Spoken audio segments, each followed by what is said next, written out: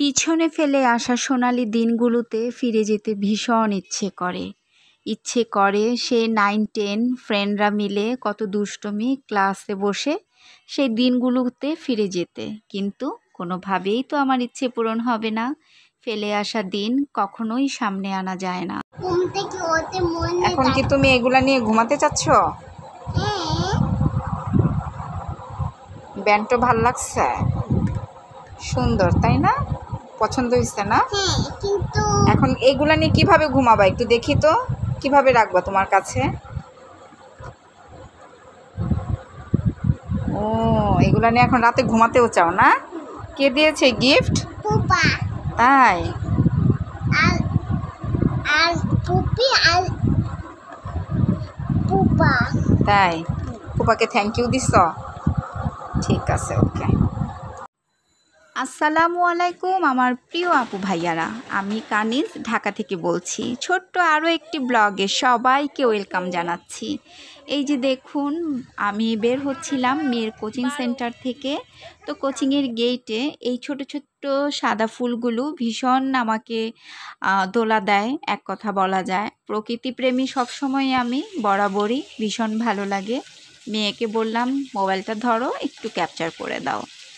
এই তো বাসায় আসলাম, ফ্রেশ হলাম, তারপর হালকা পাতলা একটু নাস্তা খেয়ে দেন আমি রান্না বসিয়ে দিয়েছি। রান্নাও কিন্তু হয়ে যাচ্ছে। দেখুন, কথা বলতে সময় লাগে না, কিন্তু কাজ গোছাতে অনেক সময় লাগে। বাসায় এসে এগুলো গুছিয়ে রান্না করে নিলাম। আজকের রান্না একেবারে সিম্পল। এখানে দেখতে পাচ্ছেন ছোট ছোট আলু কিউব করে নিয়েছি, আর কোপ্তা ভেজে আলু দিয়ে একটু ভুনা মতো করে নিব। রান্না হয়ে গিয়েছে, এখন জিরা গুঁড়ো দিয়ে নামিয়ে নিব। আর এই তো আমার পুরনো কিছু জিনিস কেন জানি আমার ছাড়তে ইচ্ছে করে না।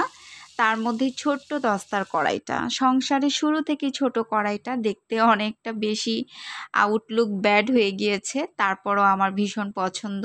এটাতে আমি অল্প স্বল্প ভাজি টাজি করে থাকি। এই তো শাক ভাজিটা করে নিচ্ছি, আর এদিকে কিন্তু তরকারি অল ডান। এভাবে কাজগুলোকে করে নেই। সেই সকাল 6টায় ঘুম থেকে উঠেছি, মেয়েকে নিয়ে 7:30টায় বের হয়েছি। মেয়ের 8টা থেকে কোচিংয়ে ক্লাস ছিল, সব সেরে বাসায় ফিরেছি 11:30টায়। এসে একের পর একটা কাজ গুছিয়ে গুছিয়ে সেরে নিচ্ছি। আপনার জীবনের প্রত্যেকটা কাজ আপনাকেই করতে হবে, কারো উপরে ডিপেন্ড করে থাকলে চলবে না। এটা হচ্ছে আমার জীবন থেকে অন্যতম একটা শিক্ষা। তো আমার আপু ভাইয়ারা, এই ছোট্ট বোনের এই ব্লগটাতে অবশ্যই কিন্তু একটা লাইক করে দিবেন। ভালো লাগলে অবশ্যই ফ্যামিলি অ্যান্ড ফ্রেন্ড সবার মাঝে শেয়ার করতে পারেন। আসসালামু আলাইকুম, আল্লাহ হাফিজ।